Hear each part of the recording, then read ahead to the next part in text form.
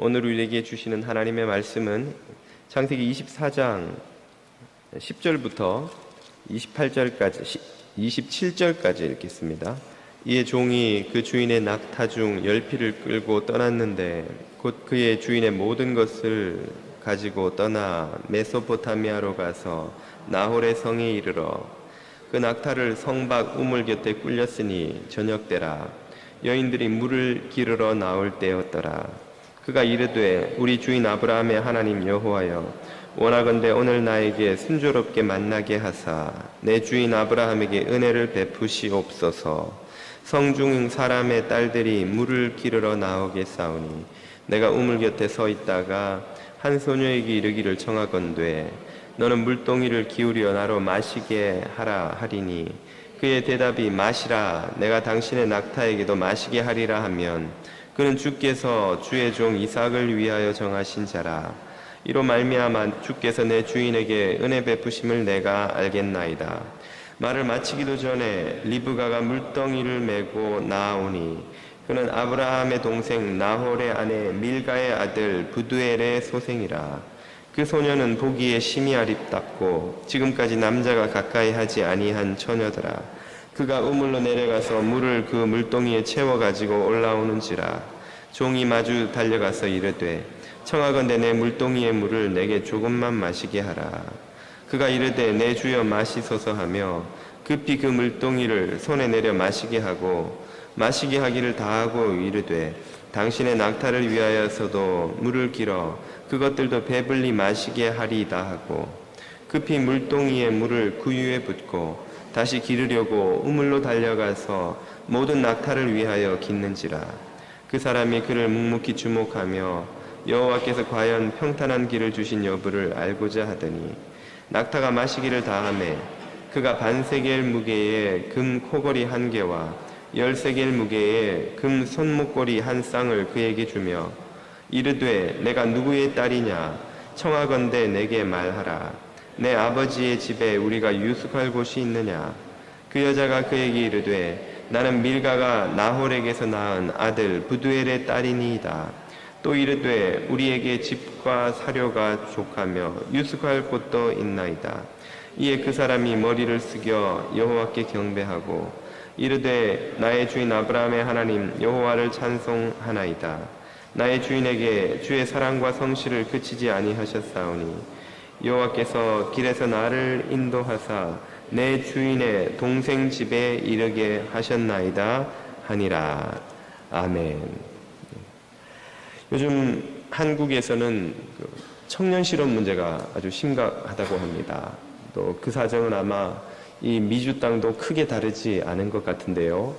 많은 젊은이들이 학교를 졸업해도 일할 자리를 찾지 못해서 고민하고 고통을 겪고 있다고 하지요.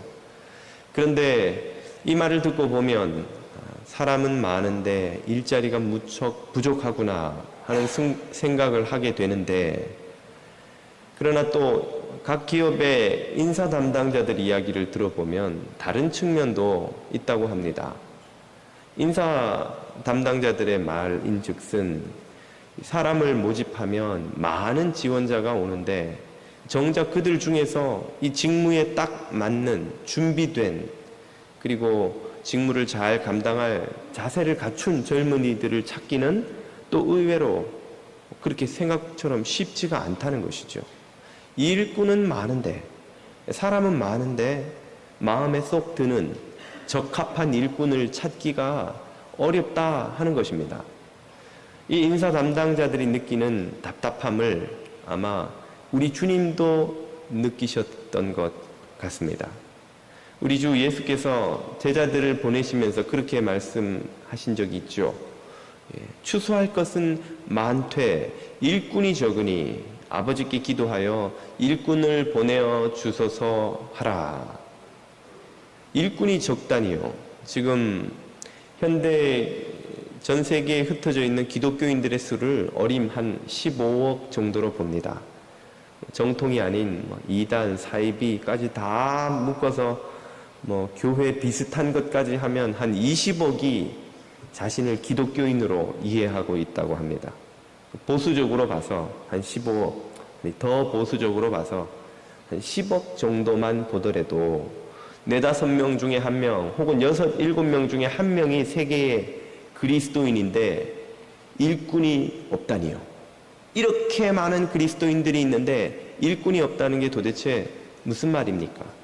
아마도 그것은 주님이 찾으시는 일꾼, 주님의 마음에 드는 일꾼, 주님께서 완전히 신뢰하실 수 있는 일꾼이 상대적으로 그만큼 적다는 뜻이리라 생각합니다. 그런 의미에서 주님도 당신 마음에 드는 일꾼이 없어서 답답하시리라는 생각이 드는 것이죠. 오늘 우리는 지난주에 이어서 아브라함의 며느리 공수작전을 계속해서 살펴보고 있습니다. 지난주에는 며느리를 찾으려는 이 아브라함의 믿음을 살펴보았다면 오늘은 그에게서 임무를 위임받아서 수행하는 그의 종 엘리에셀의 삶을, 행동을 살펴보려고 합니다. 이 엘리에셀을 살펴보려는 이유는 이 엘리에셀이 그 주인 아브라함으로부터 전폭적인 신뢰를 받는 종으로서 의 좋은 모범을 보여주기 때문이죠. 아브라함은 자기 집안의 가문의 부족의 명운을 좌우할 아들의 결혼을 이 종 엘리에셀에게 전폭적으로 맡깁니다. 그를 완전히 신뢰하고 있습니다. 이렇도록 신뢰를 받는 엘리에셀은 도대체 어떻게 섬기길래 그런 신뢰를 받는 것인가 하는 점을 살펴봄으로써 오늘 우리도 하나님께 신뢰받는 일꾼, 하나님이 찾으시는 일꾼이 되고자 한다면 어떤 자질을 배워야 하는지를 깨달으려고 하는 것입니다. 하나님께서 찾으시는 일꾼, 하나님이 신뢰하는 일꾼은 어떤 일꾼입니까? 첫째로 하나님이 찾으시는 일꾼은 약속을 지키는 일꾼입니다. 여기서 약속이라 하면 사람과의 약속은 물론 포함되겠지만 그 무엇보다도 하나님과의 약속을 지키는 사람을 말하는 것이죠. 오늘 엘리에셀이 어떻게 그의 임무를 시작하는지를 보십시오. 지난주에 읽었던 본문 9절을 보시면요. 그 종 엘리에셀이 그의 주인 아브라함의 허벅지 아래에 손을 놓고 이 일에 대하여 그에게 맹세하였더라. 맹세, 언약, 서약, 약속을 했다는 말이죠.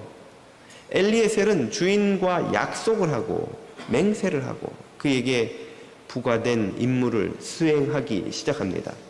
이것은 오늘 우리 그리스도인들도 마찬가지여서 우리는 모두 하나님과 약속을 맺은 존재입니다. 계약을 맺은 존재이지요. 성경의 용어를 빌리자면 언약 아래에 있는 백성입니다. 목사님, 언제 우리가 하나님과 약속을 맺었습니까? 하나님과 계약을 맺었다면 계약서는 어디에 있나요? 우리가 읽고 있는 이 성경이 바로 그 계약서입니다. 성경을 우리는 구약, 신약이라고 부르죠. 옛날 언약, 옛날 계약, 새 언약, 새 계약이라는 뜻입니다. 이 성경은 하나님이 당신의 백성들과 계약을 맺어서 그 계약의 조건이 무엇인지를 기록한 책이나 마찬가지입니다. 그래서 우리가 성경을 읽고 성경의 말씀을 설교로 들을 때에는 하나님과 맺은 계약이 무엇인지를 매번 리마인드 하는 것입니다. 하나님께서 구약에서 당신의 백성들과 언약, 약속을 맺었다는 것은 곳곳에서 찾아볼 수 있는데요. 대표적인 구절 하나만 읽어드리겠습니다. 레위기 26장 42절에는 이런 말씀이 나오죠. 내가 야곱과 맺은 언약과 이삭과 맺은 내 언약을 생각하며 아브라함과 맺은 내 언약을 또 생각하고 그 땅을 권고하리라, 돌보리라 이 뜻입니다. 하나님이 가나안 땅을 돌보시기로 하시는데 그 이유는 무엇일까요? 아브라함과 이삭과 야곱과 약속을 했다는 거예요. 그 약속을 나는 지키겠다는 겁니다. 그 약속을 이행하려는 하나님의 의지를 보여주는 구절이죠. 하나님은 믿음의 조상들과만 약속을 맺은 것이 아니라 그의 후손들과도 약속을 역시 맺으십니다. 믿음의 조상들의 후손 이스라엘 민족을 이집트로부터 탈출시켜서 신의 산 신의 광야 앞으로 데리고 와서 그곳에서 모세를 중개인으로 놓고 언약 체결식을 하시죠. 그때의 그 약속의 내용, 계약의 내용이 바로 십계명으로 대표되는 율법입니다. 율법은 요약하자면 하나님의 의무와 인간의 의무를 정리해 놓은 계약서입니다. 이 계약서를 설명해 보라면 어떻게 정리할 수 있을까요? 하나님께서는 이스라엘을 당신의 백성으로 택하시고 돌보시고 구원하시고 모든 약속된 복지를 제공하시기로 계약한다. 동시에 이스라엘은 하나님을 유일하신 참신으로 섬기며 사랑하고 신뢰하고 전적으로 그분의 말씀을 순종한다. 이것이 쌍방의 계약 조건입니다.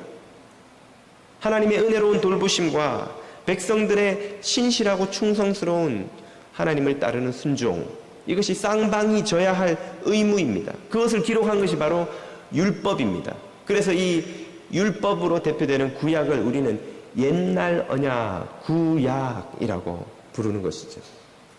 그리고 이 옛날 언약은 예수 그리스도를 통해서 새 언약으로 갱신되었습니다. 누가복음 22장 20절에 보면 이렇게 나오죠. 예수께서 저녁 먹은 후에 잔도 이와 같이 하여 가라사대 이 잔은 내 피로 세우는 새 언약이니 곧 너희를 위하여 붓는 것이라. 내가 이 피를 부음으로써 쏟음으로써 옛날 언약을 새 언약으로 갱신시킨다 하는 말씀이죠. 옛 언약은 예수 그리스도를 통해서 새 언약으로 갱신되는데 옛 언약이 계승되면서 더욱 확대, 발전, 적용됩니다. 옛 언약에서 혈통으로 아브라함의 자손이 되었던 하나님의 백성들은 이제 새 언약에서는 믿음으로 이 아브라함의 자손이 되어 하나님의 백성으로 편입됩니다. 그들이 바로 교회이지요. 옛 언약에서는 가나안 땅을 주기로 약속하셨다면 새 언약에서는 예수 그리스도를 통해 새 하늘과 새 땅을 모든 믿는 자들에게 주기로 확대 발전된 것입니다. 옛 언약에서는 이스라엘 백성들이 모든 율법에 순종함으로써 그들의 의무를 다 행하도록 요구받았다면 새 언약에서는 그들이 도저히 이룰 수 없었던 이 요구를 예수 그리스도께서 완전히 이루시고 십자가에서 완성시키심으로 그 그리스도의 희생과 이루심, 의의 이루심을 믿는 백성들에게 그 순종의 요구를 완벽히 이루지 못하여도 다 이룬 사람이 누리는 복을, 구원의 복을 누리도록 해주셨습니다. 새 언약에서 경험할 수 있는 갱신이지요. 옛 언약에서는 희생 제물의 피를 부어서 제단에 부어서 속죄를 이룰 수 있다고 그들이 믿었다면 이제 새 언약에서는 온 세상을 위한 하나님의 어린 양이 되신 예수 그리스도의 보혈의 피를 그 십자가에 쏟아 부음으로써 그 속죄의 은혜가 이스라엘뿐 아니라 온 세상 모든 민족에게 다 적용되도록 확대해 주셨습니다. 이것이 바로 옛 언약을 계승하면서 동시에 확대 적용시킨 언약의 갱신이죠. 새 언약의 갱신입니다. 그러므로 오늘 저와 여러분은 바로 이 약속에 참여한 사람입니다. 이 약속을 하고 하나님을 믿는 사람입니다. 이 약속 하에서 살아가는 사람입니다. 마치 부부가 결혼식장에서 서로 주례와 증인 앞에서 굳게 서약하고 부부가 된 것처럼, 그래서 두 사람에게 서로의 책임과 의무를 다하도록 요구할 수 있는 근거가 바로 이 주례와 증인과 하나님 앞에서 한 그 서약이 되는 것처럼 오늘 우리가 하나님 앞에 충성스러운 삶을 살도록 요구받을 때에 그 근거는 바로 이 하나님과 우리 사이에 맺은 약속인 것이죠. 약속. 많은 사람들이 신앙생활에 대한 착각을 가지고 있습니다. 신앙생활이라는 것은 내가 믿기로 결정하고 내가 교회를 다니는 것이고, 그래서 내가 다니다 보면 사정이 여의치 않으면 예배도 빠지고 신앙도 한두 달 방학하고 또 좀 1, 2년 쉬다가 또 다시 돌아오고, 그런 게 신앙생활 아닌가? 그렇게 믿는 것 아닌가? 라고 대부분의 사람들이 은연중에 생각하고 있습니다.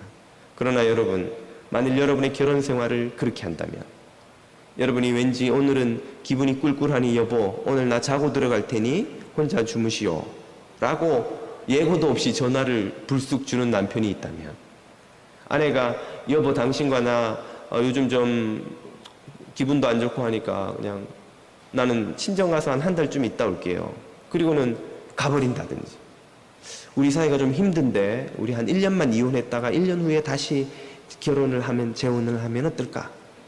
라고 쉽게 결혼을 생각하는 배우자가 있다든지, 만약 여러분의 배우자가 여러분과의 결혼 생활을 그렇게 가볍게, 그렇게 쉽게 생각한다면, 그래서 주례와 증인들과 그리고 하나님 앞에서 한 결혼 서약을 그렇게 가볍게 여긴다면, 여러분이 과연 그 사람을 배우자로 믿고 계속해서 결혼 생활을 지속해 나갈 수 있는 확신을 가지실 수 있겠습니까? 그렇지 못하시겠죠. 그런데 우리는 하나님과의 약속을 그처럼 쉽게, 가볍게, 우습게, 성경의 표현대로 하자면 만홀히 여기는 경우가 얼마나 많은지요. 하나님 앞에서 맹세하고 서약하고 한 믿음의 약속을, 섬김의 약속을, 순종의 약속을 내 기분과 내 사정과 내 필요와 나의 판단에 의해서 마음대로 하다가 말다, 힘들면 그만두고 또 마음이 움직이면 또 하고, 하나님이 하라고 하지 않는데도 하고 하나님이 하라시는데도 안 하고, 하나님을 섬기는 일이 얼마나 우리 자신의 변덕과 기분과 필요와 나의 판단에 의해서 좌우되는 때가 많은지요. 여러분이 직원을 쓴다면 그런 직원을 믿고 여러분의 스토어에 중요한 것들을 맡길 수 있습니까? 그렇다면 우리가 어떻게 하나님께 하나님 나라의 귀한 임무를 저에게 맡겨주십시오 라고 말할 수 있을까요?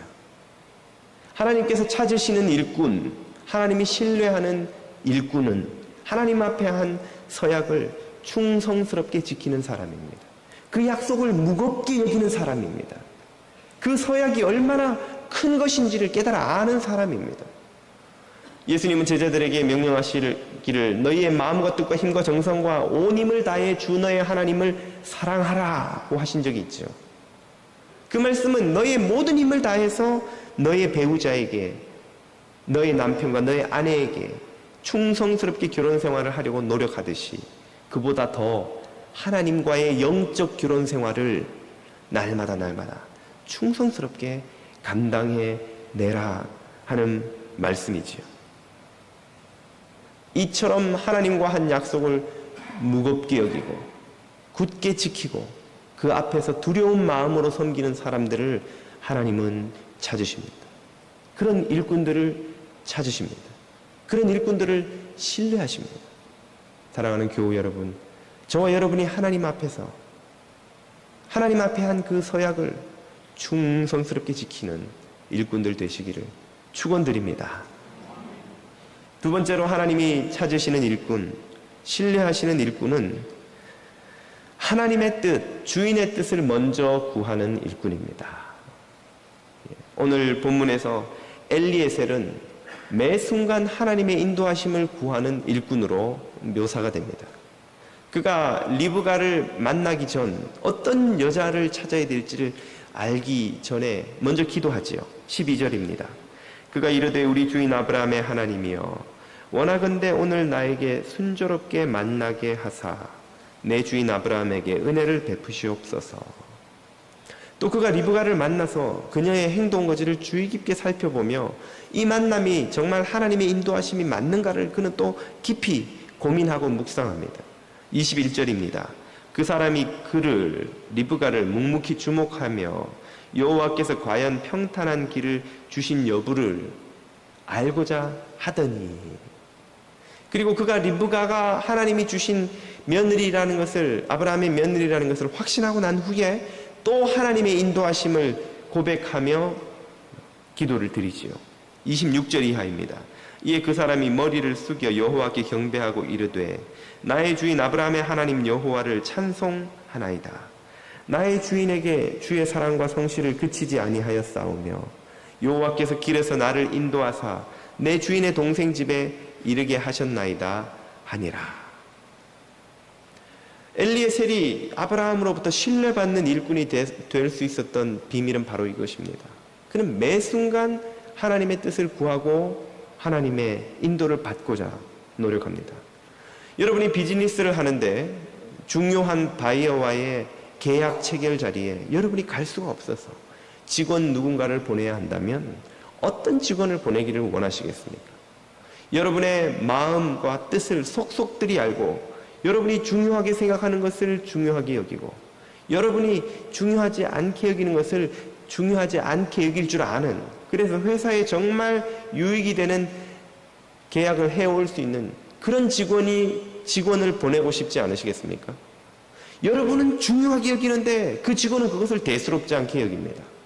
여러분에게는 사소한 것인데 그 직원은 그 사소한 것을 붙들고 씨름하느라 정작 필요도 없는, 팔 수도 없는, 회사에 유익이 되지 않는 물품들만 잔뜩 사오기로 결정을 해오는 그런 직원을 보내고 싶어하는 주인이, 사장이 어디에 있겠습니까?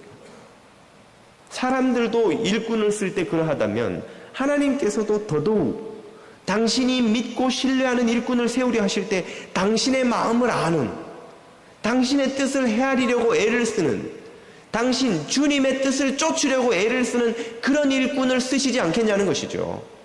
주님의 뜻이야 어찌되든 말든 내 생각에 옳은 것, 내 생각에 좋은 것, 내가 하고 싶은 것, 내가 원하는 것을 구하느라고 정신없는 일꾼을 어떻게 주님께서 신뢰하시고 그에게 중요한 미션을 맡길 수 있겠습니까? 1893년에 미국 조합교회의 목사인 찰스 먼로 쉘던이라는 이가 소설책을 한 권 썼습니다. 그 책은 100년이 넘는 지금까지도 스테디셀러로 수많은 사람들에게 읽히며 큰 도전을 주고 있죠. 그 책의 제목은 여러분도 한 번쯤 들어보셨을 법한 예수라면 어떻게 했을 것인가 하는 제목의 책입니다. 예수라면 어떻게 했을 것인가. 이 책의 내용을 잠깐 소개를 드리려고 합니다. 19세기 말에 철도 도시였던 레이먼드 시리의 레이먼드 제1교회라는 곳에 담임 목사인 헨리 맥스웰 목사라는 이가 주인공으로 나옵니다. 하루는 이 맥스웰 목사에게 떠돌이 노동자가 찾아오는데요. 그 당시엔 최신 인쇄 기술이 급속도로 보급되는 과정에서 예전에 손으로 수공업으로 인쇄업을 하던 그 많은 수공업 노동자들이 대량 해고 사태를 맞습니다. 이 노동자들이 갈 곳이 없어서 도시 이곳저곳을 떠도는 불황자처럼 살게 되었는데 그 중에 한 사람이 이 맥스웰 목사를 찾아와서 자신의 답답한 처지를 호소하는 것이죠. 목사가 들으면서 자기가 취업을 시켜줄 힘도 없고 딱히 도와줄 방법이 없어서 그냥 안타까운 마음에 듣고 위로하고 기도하고 돌려보냈습니다. 그런데 그 주일 예배 때에 예배 중에 그 노동자가 예배당에 들어와서는 이 도시에 이렇게 갈 데가 없어서 고통받는 노동자들이 홈리스처럼 살아가는 이들이 많은데 이 예배당에 앉아있는 부유한 그리스도인들은 어떻게 그것을 돌아볼 생각도 하지 않느냐라고 그들의 이기적인 모습을 마구 비난하다가 그만 쓰러져서 심장마비로 죽습니다. 그 일에 이 헨리 맥스웰 목사가 충격을 받고는 만약 예수님이 내 자리에서 그를 만났더라도 나처럼 하셨을 것인가? 내가 정말 예수님처럼 행동한 것인가? 하는 깊은 반성을 하게 됩니다. 그리고는 교인들에게 제안을 하게 되는데 우리가 지금까지 예수님을 믿어왔지만 오늘부터 단 1년만이라도 예수님이라면 지금 내 자리에서 내 일을 하실 때 어떻게 하실 것인가라고 질문을 던져보고 그 질문의 답대로 순종해 보자고 제안을 하게 됩니다. 그 제안을 들은 많은 교인들이 그의 호소에 호응하여 자신의 삶의 자리에서 1년 동안 이 질문을 던지기 시작하는 것이죠. 그리고 그 질문을 던지기 시작한 것 때문에 일어나는 교인들의 삶의 변화를 소개하는 것이 그 소설의 주된 내용입니다. 그 중에 몇 사람의 이야기를 한번 인용해 보자면요. 신문 편집 기자였던 에드워드 노먼은 예수님이 자신의 이 편집장의 자리에 앉으셨다면 이 신문을 어떻게 편집하실까를 묻게 됩니다. 그리고는 순전히 경제적 이익 때문에 실어왔던 쓰레기 같은 기사들, 온갖 자극적인 기사들, 술, 담배, 음란한 광고들을 다 빼야 한다는 결론에 이르게 되죠. 그 결과 엄청난 경제적 손해를 보게 되지만 그는 그것을 마침내 결단을 내리고 실천하게 됩니다.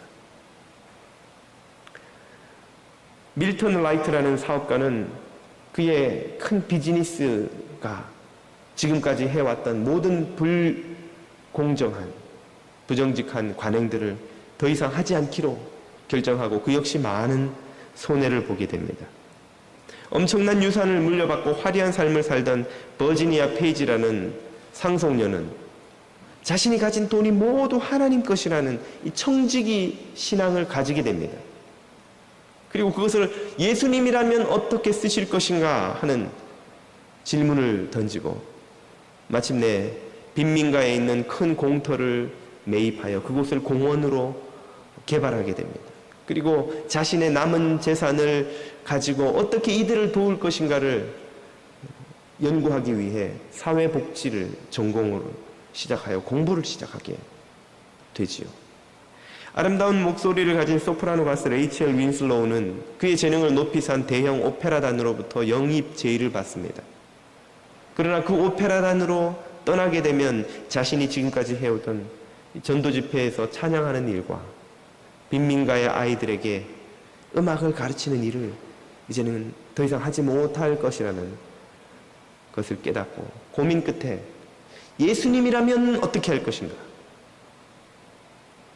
라는 질문을 던지고 그의 딸이 크게 성공하기를 기대하는 어머님의 만류에도 불구하고 그녀는 오페라단의 제의를 거절하고 그 동네에 남아 사역을 계속해 나아가게 되지요. 이런 방식의 삶의 변화들이 이 질문을 던지는 사람들에게서 일어나기 시작합니다. 이 책이 왜 1세기가 지난 지금까지도 수많은 사람들에게 읽히며 스테디셀러가 되어 도전을 주고 있는 것일까요? 그것은 현대 그리스도인들이 잊고 사는 질문, 현대의 그리스도의 제자라고 사처하는 이들이 묻지 않는 하나님의 뜻, 그것을 다시금 묻게 만들고 다시금 주님의 뜻이 무엇인지를 생각하게 만드는 우리의 잠든 영혼을 깨우는 영적 도전이 그 책에 있기 때문이 아닙니까? 오늘 저와 여러분에게는 누구의 소원이 중요합니까?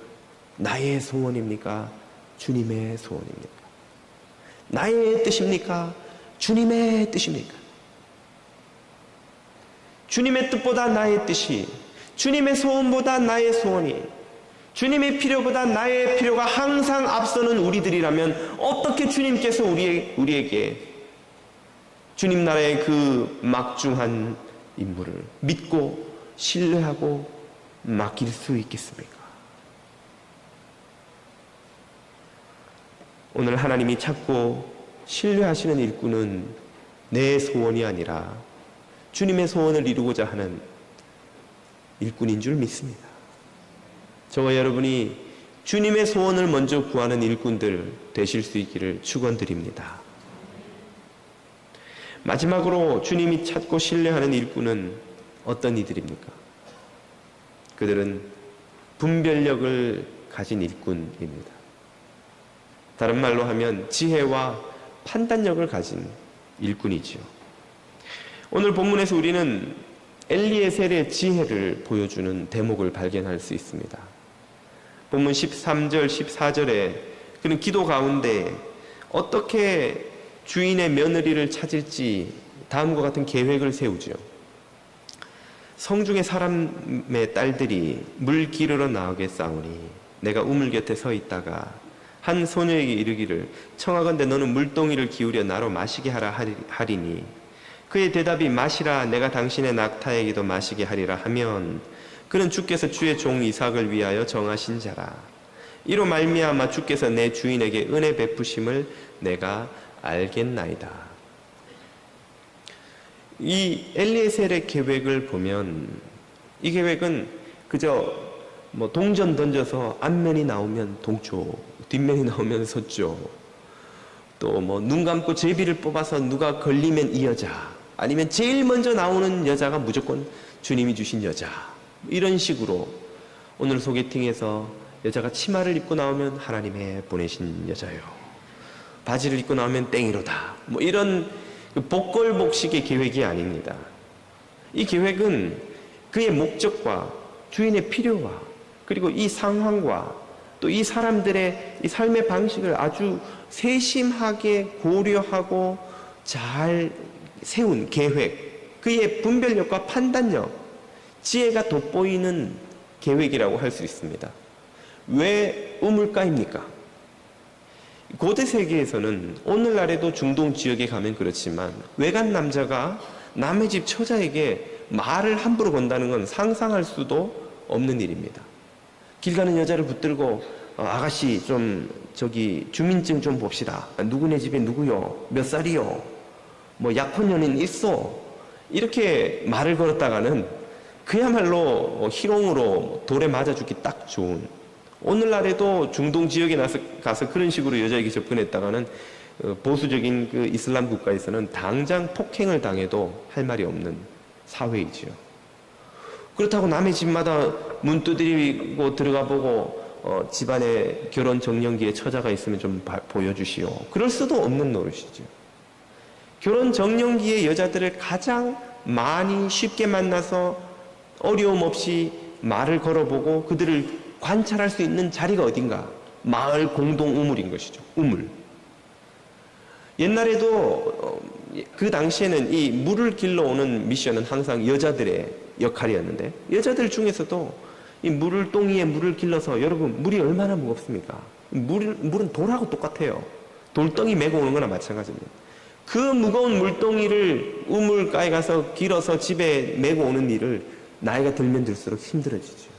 어느 집에나 힘 좋은 10대 후반, 20대 초반에 이 젊은 힘이 넘치는 처자들이 하는 일이 물동이를 메고 물 길러 오는 일입니다. 그러므로 그 연령대의 결혼 정년기의 처녀들을 제일 쉽게 만나서 관찰해 볼 수 있는 기가 막힌 자리가 바로 이 우물가인 것이죠. 그리고 이 우물가에서 그가 여인들에게 말을 걸어 요구하기로 하는 것이 물을 좀 주시오 하는 것입니다. 고대 세계에서 나그네에게 물과 음식을 대접하는 것은 경건한 사람들의 의무였습니다. 그러나 의무라고는 하지만 그 의무를 어떻게 행하는가는 순전히 사람들 마음이죠. 내가 물을 좀 주시오 했는데 그 여자가 이 아저씨가 지금 물이 얼마나 무거운지 알고나 하는 소리냐고, 당신은 손이 없어 발이 없어 갖다 떠다 드시오 라고 한다고 해서 누가 그 여자에게 뭐라고 할 수 있느냐? 없다는 것이죠.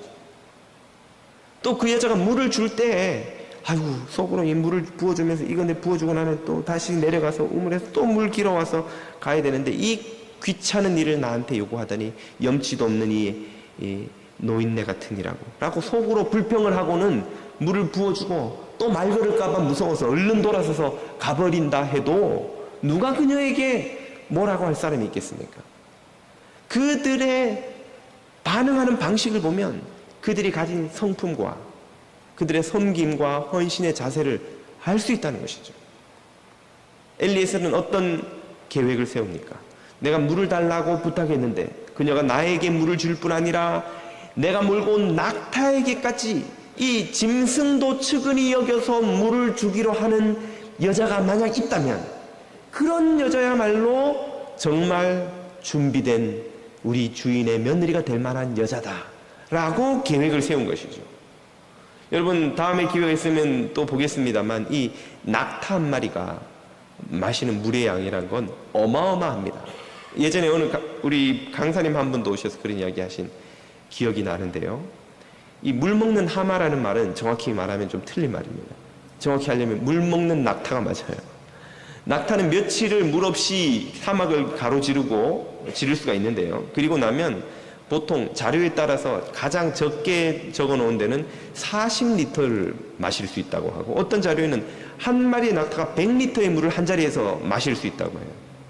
보수적으로 40리터라고 해도 10마리면 400리터를 마셔야 낙타가 물 마시는 게 끝이 납니다. 오늘 본문을 보면 낙타가 물 마시기를 다 하매 그랬어요. 한 여자가 400리터의 물을 물그릇에 갖다 부으려면 도대체 물그릇이 얼마나 많이 했을지 모르지만 몇 번을 그 우물가를 오르락내리락 해야 되는 겁니까? 누가 시켜요? 거기 낙타에게 물 달라고 뭐 돈 주고 시킵니까? 아무도 요구하는 사람도 강제할 사람도 없는 거예요. 그냥 늙은 나그네 노인이 물 한 모금 주시오라고 했을 뿐인데, 그 노인에게 물을 줄 뿐 아니라 낙타까지도 불쌍히 여겨서 또 그 낙타를 먹이기 위해서 몇십 번이 될지도 모르는 그 힘든 물을 실어 날아 다시 그 얼굴도 모르는 사람의 낙타에게 물 먹이기 위해서 물을 길어 나르는 여자라면, 이 여자 이 정도 여자면 됐다는 거예요. 아니 이삭 와이프 구하는데 뭐 그렇게 기준이 까다롭습니까? 지금 이 엘리에셀이 구하러 온 여자는 그저 주인의 아내의 며느리가 아닙니다. 아브라함이 죽으면 이삭이 부족장이 될 거예요. 그러면 이삭의 아내는 부족의 어머니가 되는 거예요. 한 가정이 아니라 이 부족 전체의 살림을 챙겨야 되는 여자예요. 한 가정을 먹여 살리는 사람이 아니라 이 부족 전체를 먹여 살려야 되는 사람입니다. 그런 여자가 하루 종일 화장하고 막 꾸미고 이것만 관심 있는 여자라면, 손 하나 까딱 안 하고 종들이 다 먹여주는 것만, 갖다 주는 것만 마시고 조금 하고 또 닦고 거울로 또 고치고 이러고 있는 여자라면 그 부족의 살림을 누가 챙길 수 있습니까? 그 부족의 안주인이 해야 될 그 많은 일들을 누가 챙길 수 있겠냐는 거예요. 엘리에셀은 평생 아브라함의 집에서 종노릇하며 여주인 사라가 섬겨오는 것을 잘 지켜본 종입니다. 그저 예쁘다고 되는 게 아니라는 걸 이 엘리에셀은 알았던 거예요. 그것까지 다 계산을 해서 그는 적합한 여인을 지금 찾고 있는 것입니다. 그리고 마침내 리브가가 그 기준에 충족되는, 합격을 하게 되지요. 여기에서 우리는 이 엘리에셀의 세심함과 지혜와 판단력과 분별력을 보게 됩니다. 한마디로 말해서 지혜를 보게 되지요. 바로 이것이 하나님이 찾으시는, 신뢰하시는 일꾼의 또 하나의 자질입니다. 우리 그리스도인들이 하나님께 쓰임받고 이 시대 가운데서 빛과 소금으로 드러나게 되기 위해 필요한 것이 있다면 무엇입니까? 그것을 예수님은 마태복음 10장 16절에서 이렇게 가르쳐 주시죠. 보라, 내가 너희를 세상 가운데 복음을 전하라고 보내는 것이 양을 이리떼 가운데 보내는 것과 같도다. 그렇기 때문에 너희에게 필요한 두 가지가 있는데 뱀 같은 지혜와 비둘기 같은 순결함이니라. 우리는 예수를 잘 믿는 걸 그저 착하게 잘 믿으면 되지라고 생각할 때가 많습니다. 착한 것 정말 중요합니다. 순결한 동기 정말 중요합니다. 그것의 중요한 만큼이나 동시에 중요한 것이 바로 뱀 같은 지혜입니다. 뱀 같은 간사함이 아니고요, 뱀 같은 지혜입니다. 이 사람이 착한 마음은 있는데 지혜가 없으면 일꾼으로 쓸 수가 없습니다. 착하긴 하니까 함께 돌보아야지. 그러는 사람은 돌봄을 받아야 되지 돌보는 일꾼이 될 수가 없습니다. 반대로 지혜는 있는데 비둘기 같은 순결함이 없으면 이제 그것은 간사한 것이죠. 그런 간사한 사람은 또 쓸 수가 없습니다. 그 사람은 자신의 똑똑한 지혜를 딱한 것을 위해 쓰게 되기 때문이죠. 그래서 하나님에게 필요한 일꾼, 하나님 나라와 교회에 필요한 일꾼은 바로 이런 뱀 같은 지혜와 비둘기 같은 순결함을 함께 가진 사람입니다. 이 지혜야말로 오늘날 현대 그리스도인들에게 참 필요하다고 하겠습니다. 이 지혜를 다른 말로 하면 분별력입니다. 분별력. 목사님, 지혜를 얻기 위해 그러면 학위를 더 따야 되는 것입니까? 이 성경이 가르치는 지혜는 학교에서, 대학원에서 박사과정을 받는다고 얻을 수 있는 것이 아닙니다. 박사과정 10개를 해도 이 지혜는 얻을 수가 없어요. 이 지혜를 주는 유일한 소스, 유일한 학교, 유일한 텍스트, 이 교본이 있다면 바로 무엇입니까? 시편 119편 15절이죠. 주의 말씀은 내 발의 등불이요 내 인생길의 빛이니이다. 인생의 지혜는 바로 주님의 말씀으로부터 오는 것입니다. 말씀을 듣는 이들과 묵상하는 이들과 연구하는 이들과 그리고 무엇보다 겸손히 순종하는 이들은 이 인생의 지혜를 얻게 됩니다. 하나님이 쓰실 수 있는 일꾼이 되게 됩니다. 분별력이 생기는 일꾼이 됩니다. 요나서를 보면 하나님께서 니느웨 백성들을 설명하시면서 요나야, 이 니느웨에는 좌우를 분별하지 못하는 이들이 12만이나 있는데 오른쪽 왼쪽을 구별하지 못한다는 것이 아니라 옳고 그름을 분별하지 못하는, 거기에 박사도 있을 테고 정치인도 있을 테고 재벌도 있을 테고 똑똑한 선생도 있겠지만 옳고 그름이 무엇인지 몰라서 다들 제각기 자기 소견에 오를 대로 내 경험에는 이게 옳아요, 내가 배운 철학책에는 이게 옳아요, 내가 비즈니스 해보니까 이게 진리예요, 내가 정치를 해보니까 이게 맞다니까요.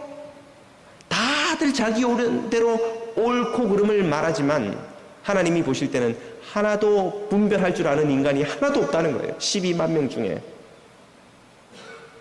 그들에게 무엇이 부족해서입니까? 철학이 부족합니까? 무슨 정치력이 부족합니까? 돈이 부족합니까? 당대를 호령한 니느웨 제국의 수도에 있는 12만 명의 시민들이 말이죠. 그들에게 부족한 것은 오직 한 가지, 진리 되신 하나님의 말씀입니다. 무엇이 옳은지 그른지를 모르는, 이 진리 되신 하나님의 말씀을 모르기 때문에 우리는 가정에서 말도 안 되는 언행, 주장, 처사를 하며 자신의 잘못을 깨닫지 못합니다. 일터에서 말도 안 되는 주장, 언행을 하면서 그것이 부끄러운 일인지도 모릅니다. 우리 인생에 도저히 하나님의 기준으로는 허락되지 않는 일들을 두려운 줄도 모르고 부끄러운 줄도 모르고 행하고 말하고 처신합니다. 무엇이 없기 때문입니까? 진리 되신 말씀이 없기 때문이고 말씀에서 허락되는 지혜가 없기 때문이죠. 야고보서에서 주님은 야고보의 입을 통해서 너희 중에 누구든지 지혜가 부족하거든 후히 주시고 꾸짖지 아니하시는 하나님께 구하라, 그리하면 주시리라. 후히 주기를 원하시고 꾸짖지 아니하시고 채워주기를 원하시는 주님의 그 너그러움 앞에 겸손히 무릎 꿇고 저에게는 지혜가 부족하오니, 저에게는 분별력이 부족하오니 주님의 뜻, 주님의 마음, 주님의 지혜를 알게 해 주옵소서라고 구하는 자에게 주님은 주신다는 것입니다.